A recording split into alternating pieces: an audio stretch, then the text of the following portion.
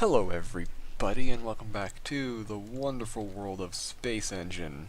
And it is a wonderful world indeed. Actually, it's a wonderful universe. It's lots of worlds.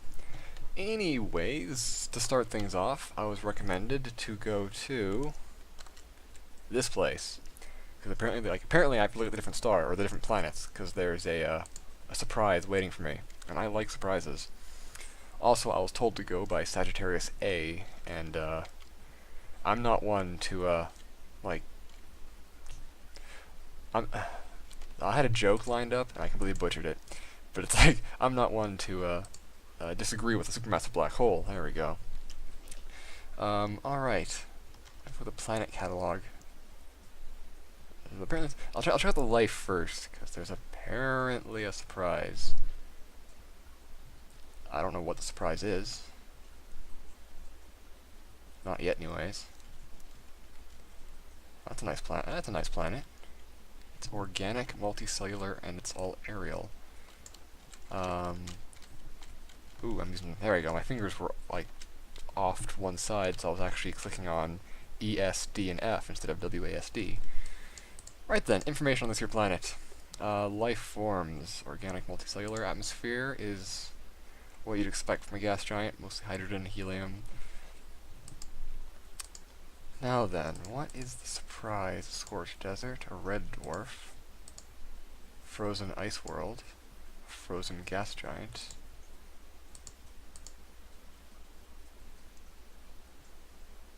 Wait, what? No, wait, that's...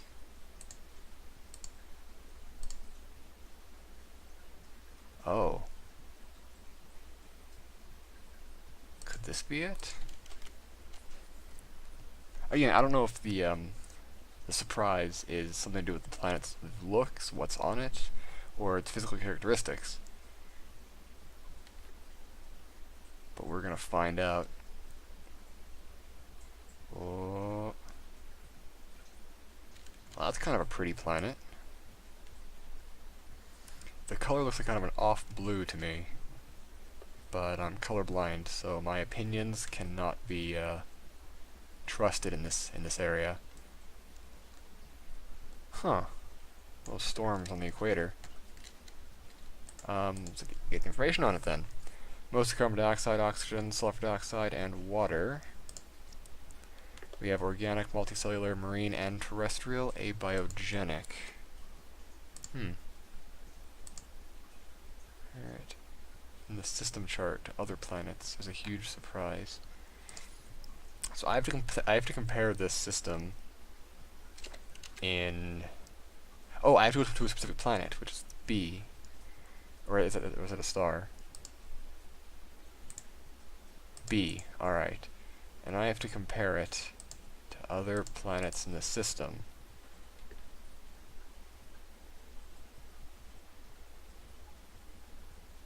There's a huge surprise. I wonder if this is the huge surprise? Because it looks very different compared to all the other ones. Is it the star itself? Let's go to the star. Because this is B. This is the B here.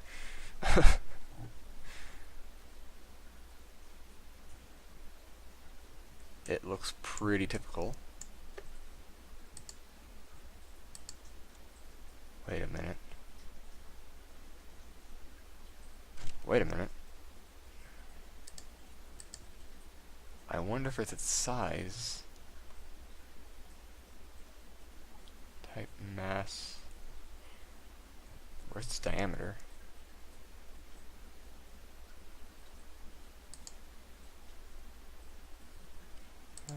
I think 6, 6, 8, 7, 4, 4. No. I'm not sure. I'm looking at the planet catalog. I'm comparing it to other planets in the system. There's there's life on a few of these. Oh, I'm confused, man. I'm not entirely... Wait a minute. That planet's pretty big. Let's go there.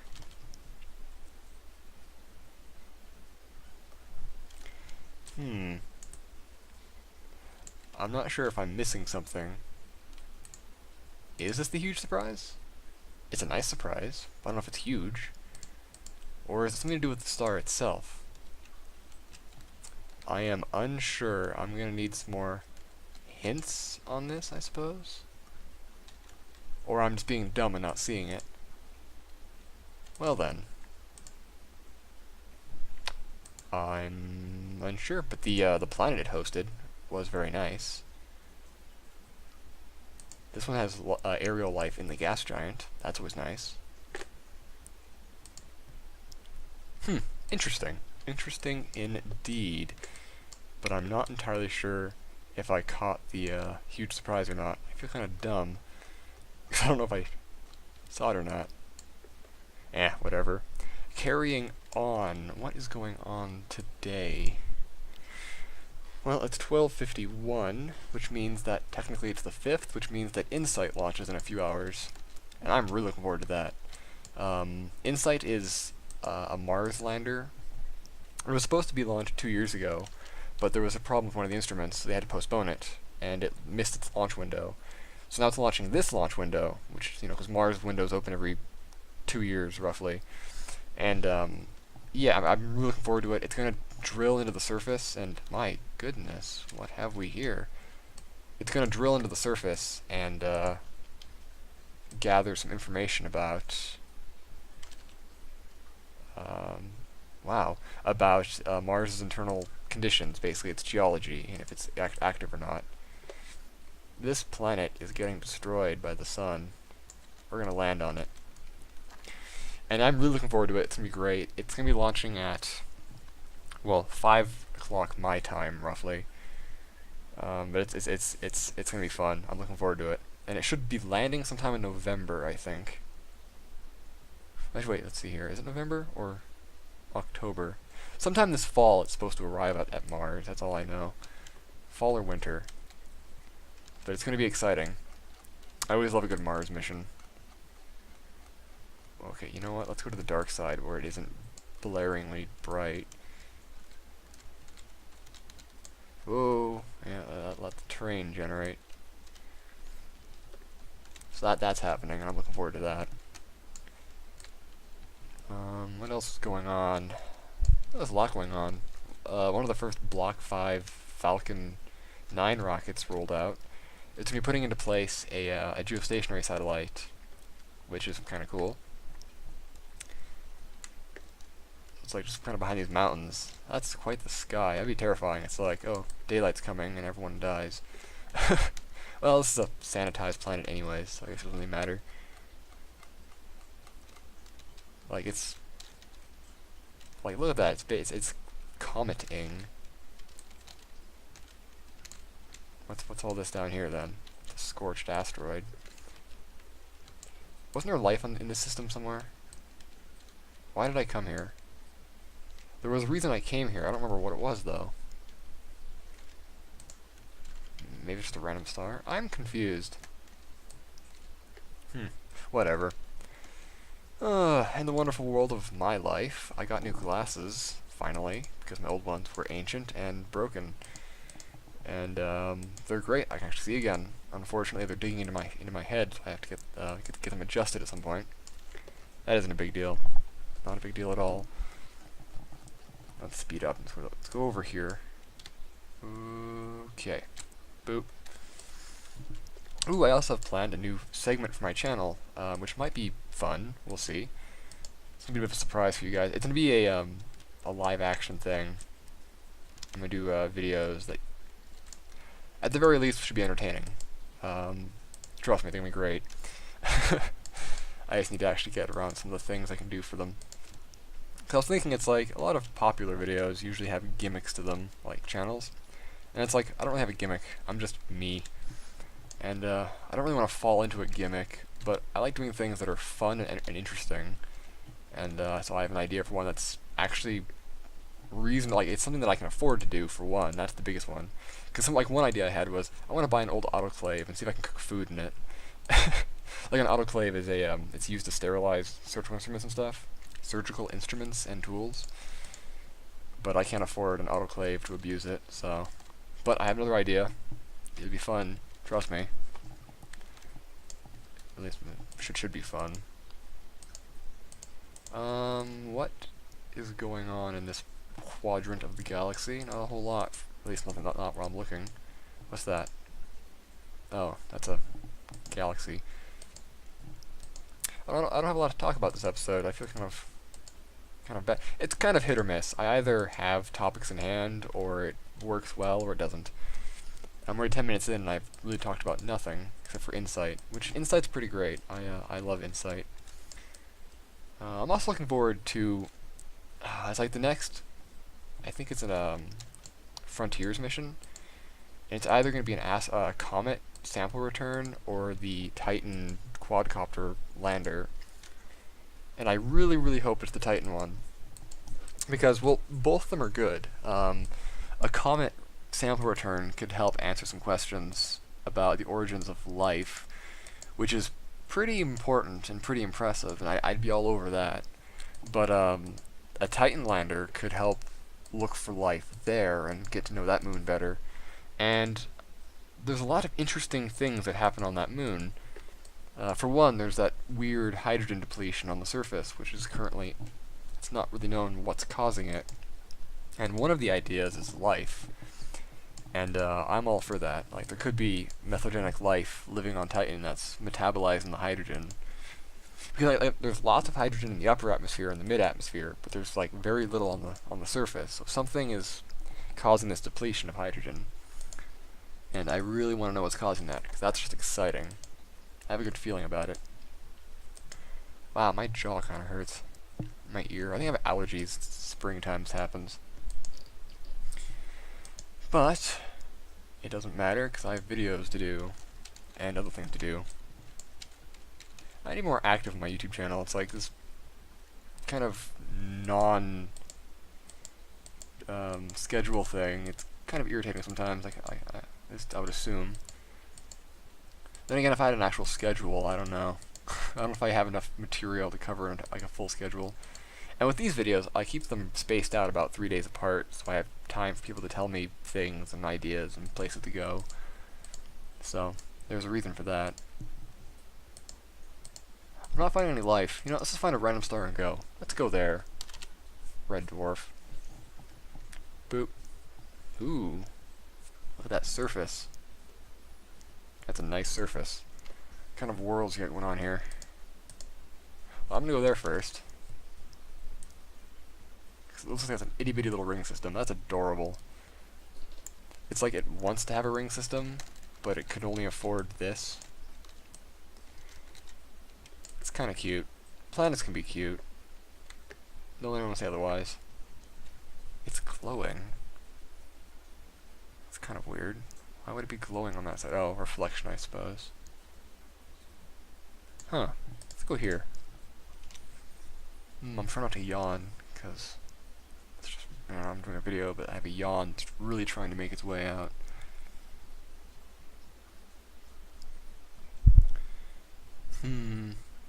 Faster, come on. Boop. Alright. What do we have going on here? Pretty standard. Rings, moons, some shepherding moons. Like this one over here, which it's in its, you can see it's in its little groove. Whoop. Its little divide in the rings. Cold asteroid. So it's obviously shepherding the rings. Which is always nice. It's actually kind of cool. Like one of the questions is like, how do rings maintain themselves for so long?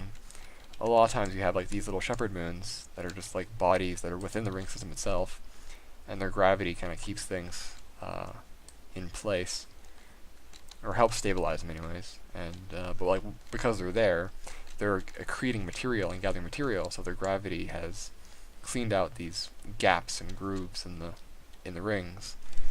And that's just cool. Actually, interestingly enough, speaking of rings, I'm talking about Saturn's rings actually. Galileo observed them when he was doing his first observations with his telescope, but he didn't know what they were. He thought they were either close orbiting moons, or stars that were behind the planet, or some object, or maybe it was just that's how the planet was shaped. He didn't quite know, so he didn't give it much thought. But it wasn't until, was it Cassini or Huygens? No. Ooh, I don't know if it was Cassini or Huygens. I know Huygens discovered Titan, but it might have been Cassini. Let's do a quick Google search. Because it's one of those two. They say it's Galileo discovered it. He saw them, but who was it who first, like, determined, what they were? Christian Huygens. Alright. I was close enough. That's right, because it was Cassini discovered the Cassini divide, which is the gap in the rings.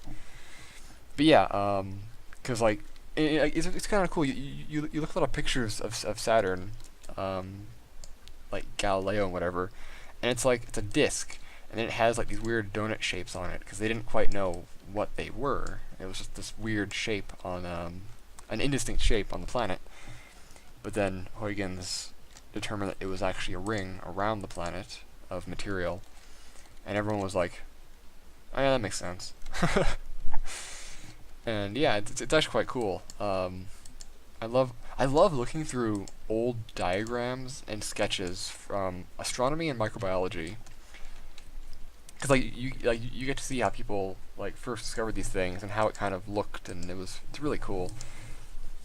Like, especially microbiology. I love looking at old hand-drawn pictures of, ooh, what an interesting place. Hand-drawn pictures of, like, protozoa and microorganisms and stuff. And like, some of them are actually pretty accurate. Like, Leeuwenhoek did a whole bunch, and it's really cool. Or, like, the first picture of Mars is a disc with, like, a scribble on it. It's very humbling. I remember in high school, we had to do that one time where I was like, look through the microscope and, draw what you saw.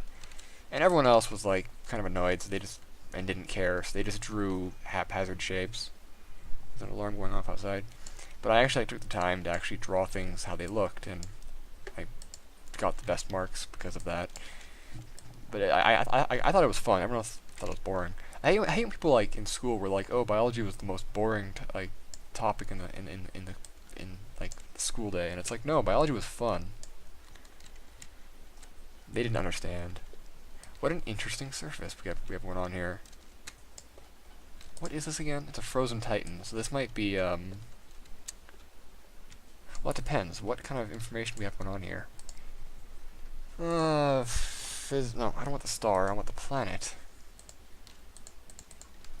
because I want to know what's going on here. Alright, general physics. It is obliqueness.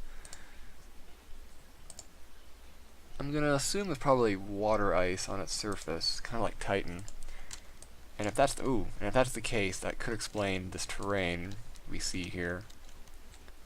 Either a convection type currents underneath the crust that are very slowly causing this, kind of like on Pluto, or erosion from cryovolcanism, or actually in this case, this looks more like tectonics than anything.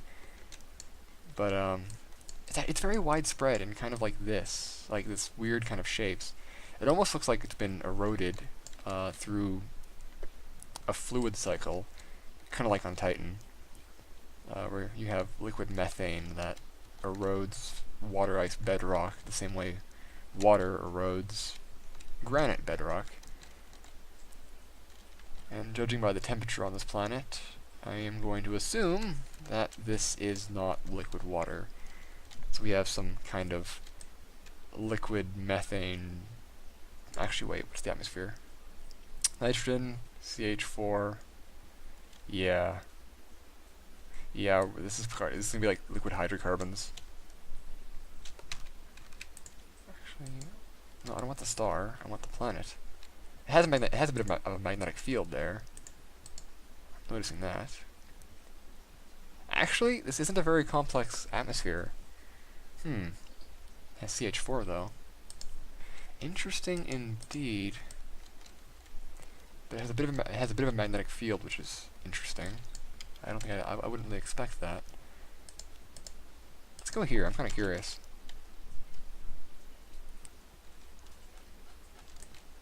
Oh, and it's just very bright. A lot of corona. Let's go here. Trying to find things that look different, things that don't look the same like everything else, but a lot of these do. Well, we'll cruise over to this planet and we'll call it there, because that is always fun. Pretty standard gas giant. Anyways, thank you for watching. I hope you enjoyed. This is a bit of a more boring episode, but don't worry, I'll be back with more as always, and hopefully some more content of a different type. It's still educational, quote-unquote educational, and science-based, but, you know, like everything else I do, there's going to be a lot of humor involved, because, I don't know, it's funner to add humor into things, you know? Don't be too serious. So thank you all for watching, I hope you enjoyed, and space.